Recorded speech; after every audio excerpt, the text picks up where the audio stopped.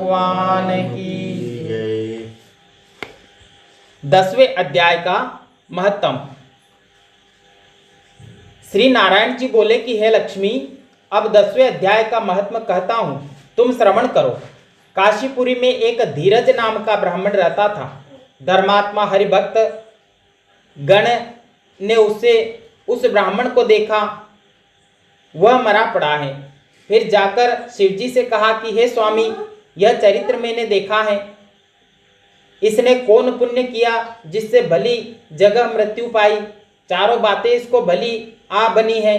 श्री काशी जी में इसकी मृत्यु हुई, गंगा जी का तट है, संतों का और विश्वेश्वर राज जी का दर्शन और अन्न का छोड़ना, एकादशी का दिन, यह बात कह सुनाओ, इसने कौन सा पुण्य किया होगा। यह ब्राह्मण एक दिन विश्वेश्वर महादेव के दर्शन को जाता था। गर्मी की ऋतु थी, उसको धूल लगी तो घबराया, उसकी श्वास घुटने लगी, चक्कर खाकर मंदिर के निकट गिर पड़ा। इतने में भृंगी नामक एक गण आया, देखा तो ब्राह्मण मूर्छित पड़ा है। उसने जाकर शिवजी से कहा, महादेव जी, एक ब्राह्मण आपके दर्शन को आया था, वह मूर्छा में पड़ा है। महादेव जी ने कहा कि हे भृंगी, इसके पिछले जन्म की बातें मैं कहता हूं। एक समय कैलाश पर्वत पर पार्वती और हम बैठे थे। एक हंस मेरे दर्शन को आया। वह हंस ब्रह्मा का वाहन था। ब्रह्मलोक से मानसरोवर को जाता था। उस मानसरोवर में सुंदर कमल खिले हुए थे। एक कमल को लांघने लगा, उसकी परछाई पड़ी, वह हंस अचेतन काला होकर गिर गया, आकाश से गिर गया। तब उसी समय उसी मार्ग में एक गण आया। हंस को गिरा देखकर गण ने कहा कि हे स्वामी, वह हंस आपके दर्शन को आ रहा था, सो श्याम वर्ण होकर क्यों गिर पड़ा। गण मेरी आज्ञा से हंस को ले आए। हमने पूछा कि हे हंस, तू श्याम वर्ण कैसे हुआ। हंस ने कहा कि हे प्रभु जी, मैं आपके दर्शन को आया था। मान सरोवर में कमल खिले हुए थे, मैं उनको लांघ कर आया था, इससे मेरी देह काली हो गई और मैं आकाश से गिर पड़ा।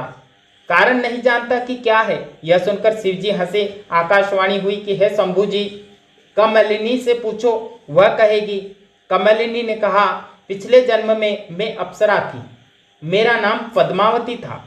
पिछले समय श्री गंगा जी के किनारे एक ब्राह्मण स्नान करके गीता जी के 10वें अध्याय का पाठ किया करता था। एक दिन राजा इंद्र का आसन चला। तब इंद्र ने मुझे आज्ञा दी कि तू जाकर उस पंडित की तपस्या को भंग कर दे। आज्ञा पाकर मैं उस ब्राह्मण के पास गई। उस ब्राह्मण ने मुझे शाप दिया, कहा कि हे पापिनी, तू कमलिनी हो जा। उसी समय मैं कमलिनी हुई। अब मैं गीता जी के 10वें अध्याय का पाठ करती हूँ, उसी से मेरा तेज है।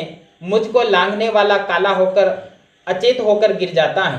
तब हंस ने कहा कि कैसे मेरा श्याम वर्ण फिर से श्वेत हो जावे, तो इस कमलिनी की देह से छूट देव देह ही पाए। तब कमलिनी ने कहा कि कोई गीता जी के 10वें अध्याय का पाठ सुनावे, तब मेरा उद्धार होगा।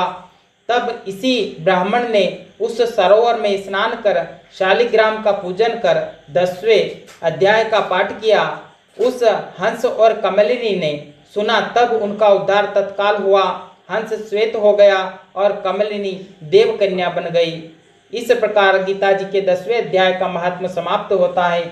बोल श्री गोपाल कृष्ण भगवान की जय।